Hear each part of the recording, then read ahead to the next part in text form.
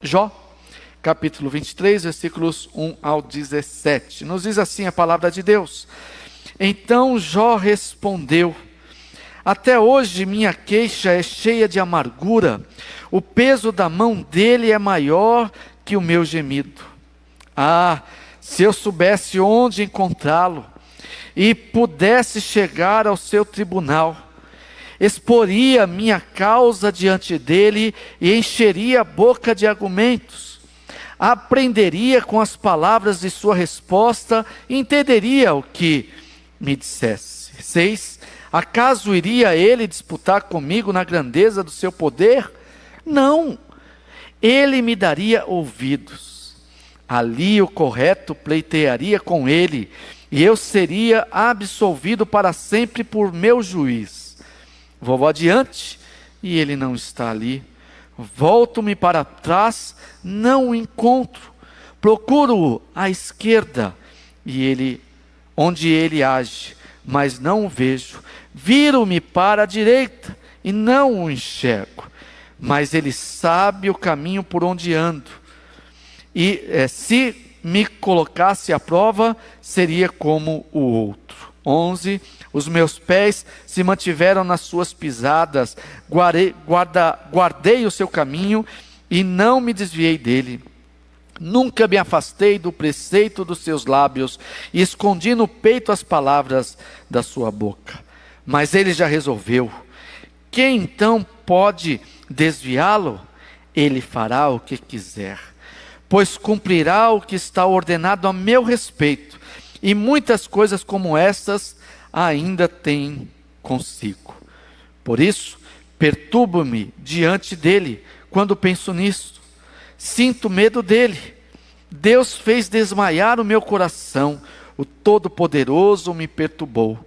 Pois não estou desfalecido por causa das trevas, nem porque a escuridão cobre o meu rosto. O Deus que não se vê. Uma das questões mais desafiadoras para os crentes, e isso em toda a história, é justamente crer, adorar, seguir um Deus que não pode ser visto. Ninguém vê Deus. A Bíblia diz que homem nenhum jamais viu a Deus. E esse foi um desafio que vem principalmente desde lá de Abraão. Abraão, ele estava numa cultura, terra de Ur dos caldeus, em especial a Babilônia, em que as pessoas tinham o seu Deus visível. E como o tinham visível? Eles construíam uma imagem na sua criatividade que imaginavam ser o seu Deus, para aspas, materializar o Deus a quem serviam. E isso estava tão impregnado na vida das pessoas daquela época, e até mais distante, que os irmãos vão de se lembrar, quando Moisés ficou lá 40 dias e 40 noites no Monte Sinai, e o povo hebreu aqui embaixo, preocupado que ele não voltava, imaginando que ele tivesse morrido, o que eles fizeram? Construíram um Deus para si, pegaram aquele ouro, que era o ouro que Deus tinha solicitado que eles pedissem lá para os egípcios, e pediram, e ganharam até demais, a ponto de falar, olha, não queremos mais, já temos mais do que suficiente. Fundiram aquele ouro e construíram um Deus, naquele caso especial, na forma de um bezerro, o bezerro de ouro. Por isso, o segundo mandamento, Êxodo capítulo 20, versículos 4 a 6, diz assim: Não farás para ti nenhum ídolo, nenhuma imagem de qualquer coisa no céu, na terra ou nas águas debaixo da terra. Não te prostrarás diante deles, nem lhes prestará culto, porque eu, o Senhor, teu Deus, sou Deus zeloso. Gosto muito dessa parte. Deus diz: Eu que castigo os filhos pelos pecados dos pais até a 3ª e 4ª geração daqueles que me desprezam, mas trato com bondade até 1000 gerações aos que me amam e obedecem aos meus mandamentos. Então é ordem de Deus: não façam para vocês imagem de Deus, nem do Deus verdadeiro. Nem do Deus verdadeiro. Eu já disse aqui, eu não gosto, né? Eu prefiro ficar com a imaginação aqui de como era Jesus. Eu não gosto, não assisto filme sobre Jesus, não assisto. Eu leio a Bíblia, não é? Os 10 mandamentos, por exemplo, não precisa de novela não, e nem vocês, precisa da Bíblia, leia a Bíblia, suficiente para a gente aprender. E isso continuou sempre, esse desafio. Lá no Salmo 115, versículo 2, o salmista vai dizer que as nações começavam a perguntar: ei, onde está seu Deus? Onde está seu Deus? No versículo 3 ele responde: meu Deus está nos céus. E aí diz: meu Deus não é como o de vocês, que tem olhos, mas não veem, tem mãos, mas não apalpam, tem boca, mas não falam, tem pés, mas não andam. O nosso Deus é o Deus criador dos céus e da terra, e não há necessidade alguma nossa de vê-lo nesse sentido.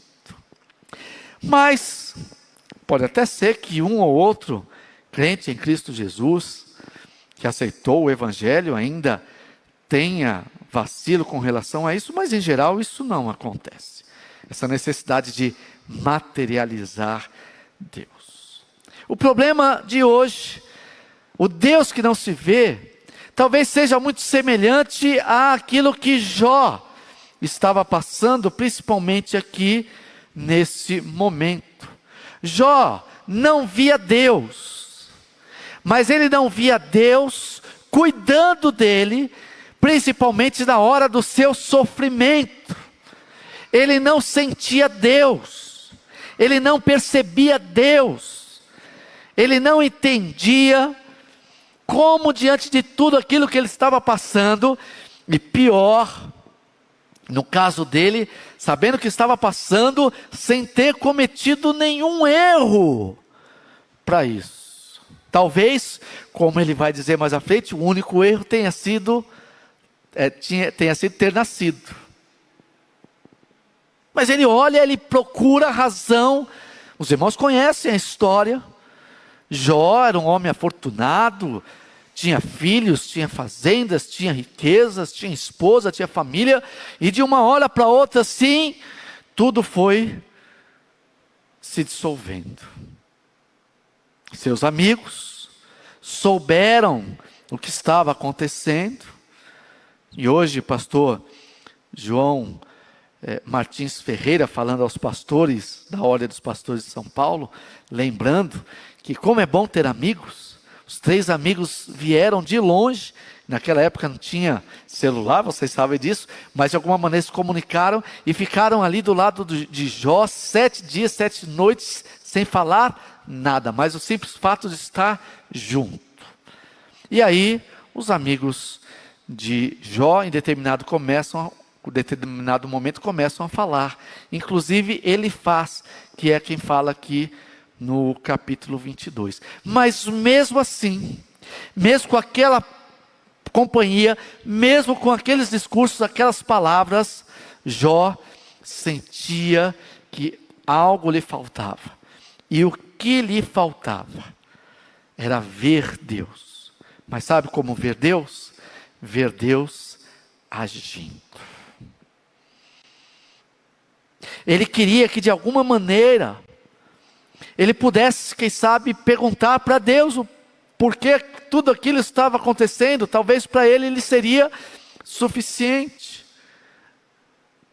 Jó em momento nenhum duvidou da existência de Deus, de que Deus estava com o controle de todas as coisas. A gente lê isso aqui no capítulo 23 e em outros capítulos da sua história. Mas exatamente naquele momento, Ele queria encontrar Deus no meio do seu sofrimento. Por isso que nos versículos 8 e 9, ele diz assim: eu fui para frente e não vi Deus. Eu voltei para trás e não vi Deus. Eu fui para a esquerda e não vi Deus. Voltei para a direita e não o encontrei. Eu nunca me lembro, nunca me esqueço, nunca me lembro de falar certo, né? Talvez. Nunca me esqueço de uma irmã que acabara de ficar viúva, e aí os irmãos da igreja foram, os irmãos da comunidade da igreja foram consolá-la e a família, e ela disse o seguinte: eu sei que Deus existe, eu sei que Deus sabe de tudo isso, eu sei que Deus está no controle de todas as coisas, mas eu não o sinto. Aquilo foi bonito, uma sinceridade bonita, e aliás uma sinceridade que Deus aprecia. Deus aprecia quando nós somos sinceros com Ele, e Jó estava sendo sincero.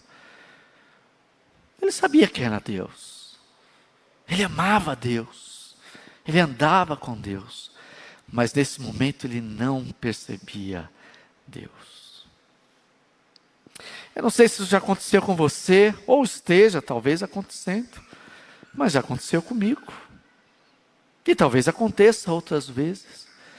Mesmo que a gente tenha uma fé robusta, mesmo que a gente tenha um conhecimento sólido da palavra de Deus, mesmo que a gente tenha uma experiência já com bastante tempo, nada nos impede de, em algum momento ou alguns momentos da nossa vida, apesar de toda essa fé, esse conhecimento que a gente tem de Deus, nos sentir assim, abandonados.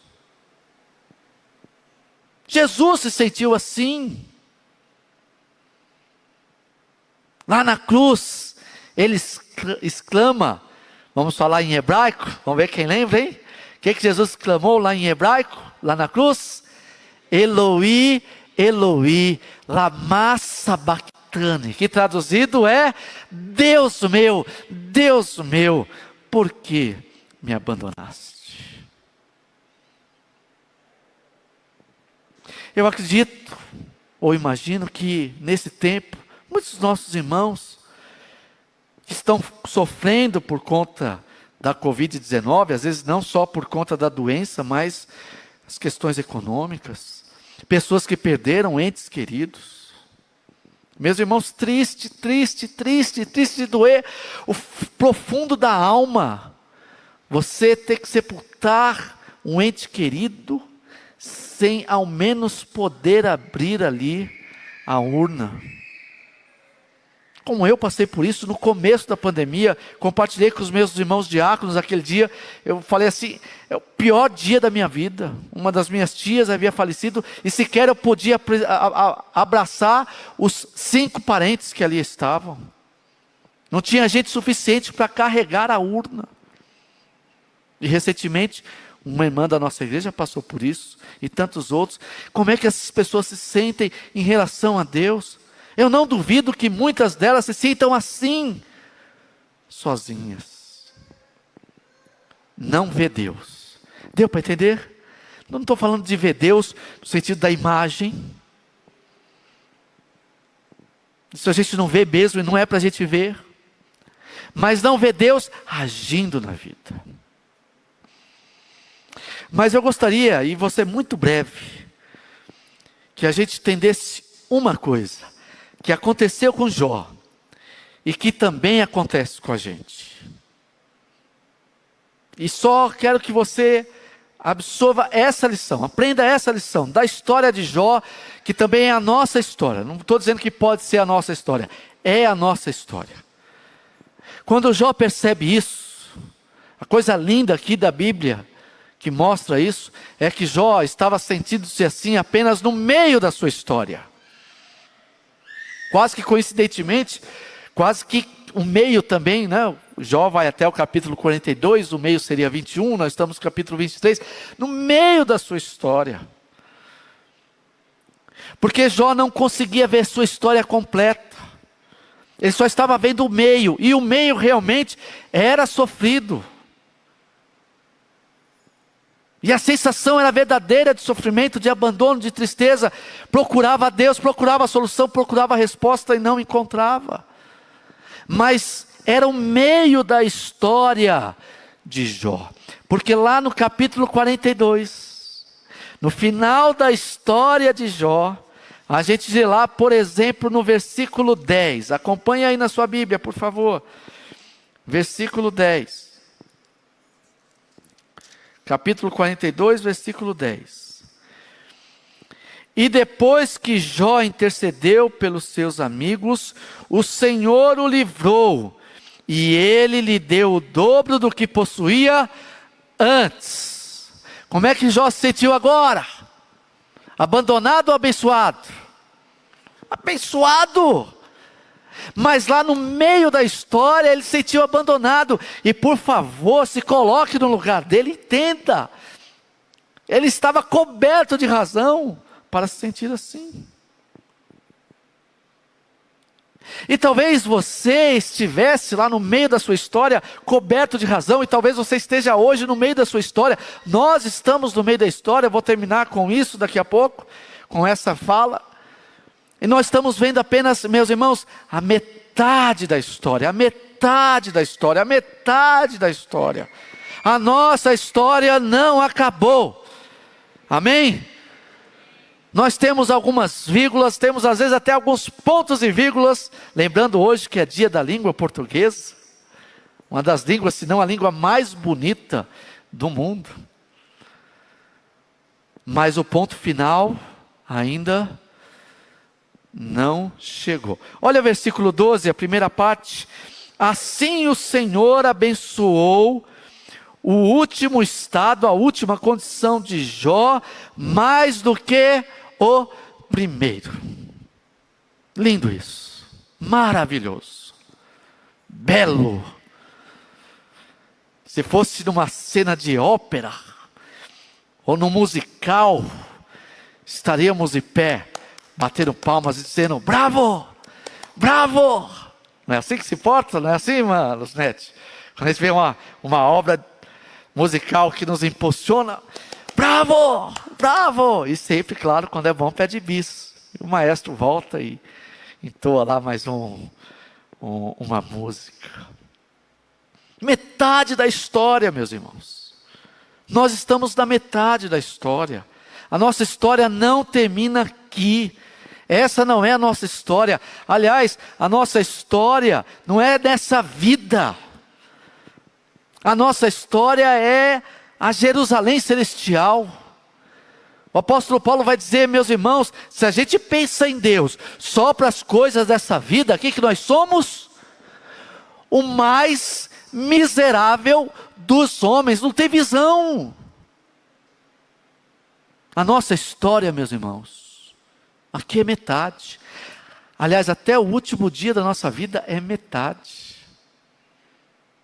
A nossa história são nas mansões celestiais, onde Jesus disse, na casa de meu pai há muitas moradas. Se não fosse assim, eu teria dito. Mas como há moradas, eu vou preparar lugar para que onde quer que eu esteja, vocês estejam também.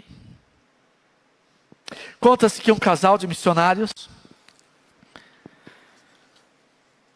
estava retornando do campo. O missionário também se aposenta. Claro, se não morrer antes disso, né?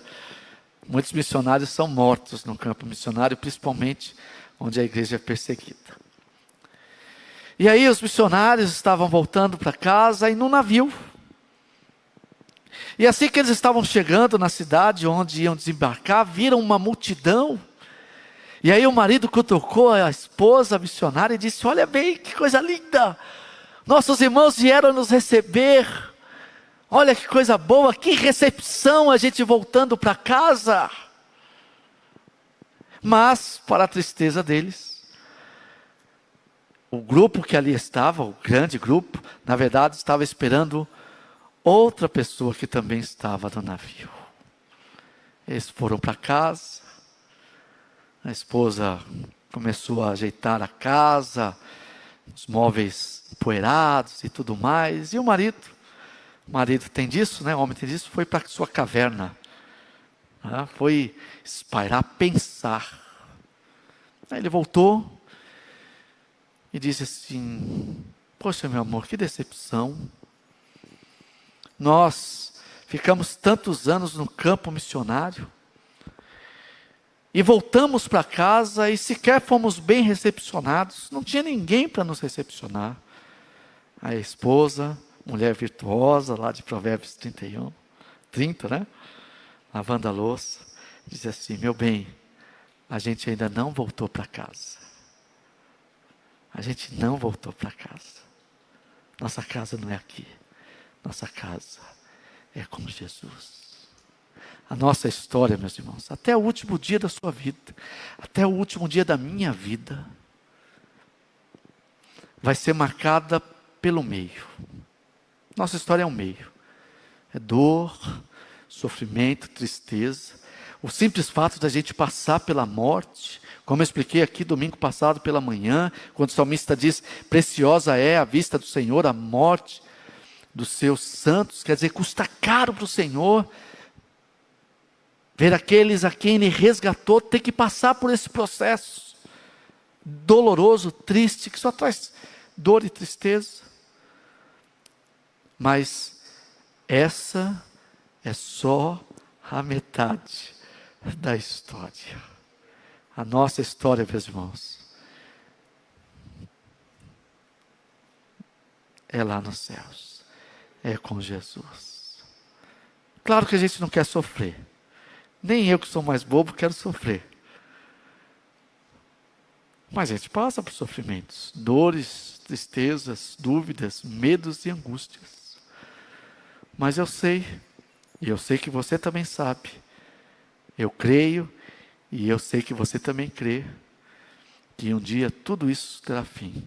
E como diz lá em Apocalipse capítulo 21, e Ele enxugará dos seus olhos toda lágrima. E não haverá mais dor, nem tristeza, nem morte, porque todas essas coisas não existem mais. São do passado. A nossa história é nos céus. Amém? Vamos orar para que a gente suporte o meio da nossa história. Pode ser até que a gente esteja razoavelmente bem, mas a gente não sabe o dia de amanhã, meus irmãos. Esperamos que tenhamos dias de paz, mas não podemos garantir isso. As coisas estão ficando difíceis, mas a gente nunca vai se esquecer que aqui é só o meio da nossa história. Pai eterno, muito obrigado, Senhor, pela Tua palavra, muito obrigado pelo Teu servo Jó, que viveu toda essa linda história com o Senhor, e muito obrigado principalmente por Jesus, nosso eterno e suficiente Salvador, que mostrou para nós que a nossa história não é aqui é só a metade, Senhor. Como diz o hino do cantor cristão, jamais se contou ao mortal, metade da glória celeste jamais se contou ao mortal. Nós não sabemos nem metade, Senhor, do Senhor, das Tuas bênçãos, da Tua glória, do Teu poder, das Tuas misericórdias, da Tua graça, do Teu cuidado, Senhor. Mas um dia, como diz o apóstolo Paulo, hoje conhecemos em parte, mas um dia o que é em parte será aniquilado. E nós teremos tudo do Senhor para nós e sobre nós. Ó Deus, nos abençoe, me abençoe, Senhor. Cuida de mim, da minha esposa. Cuida, Senhor, por favor, da minha igreja querida, amada, a primeira igreja batista em Parque Jurema. Cuida de todo o Teu povo, Senhor. Que todos nós saibamos que, mesmo que nós não o vejamos, como quis Jó ali, o Senhor está conosco. E nós cremos nisso. Assim cremos, pedimos, já Te agradecemos, No nome de Jesus. Amém. Que Deus abençoe, meus irmãos.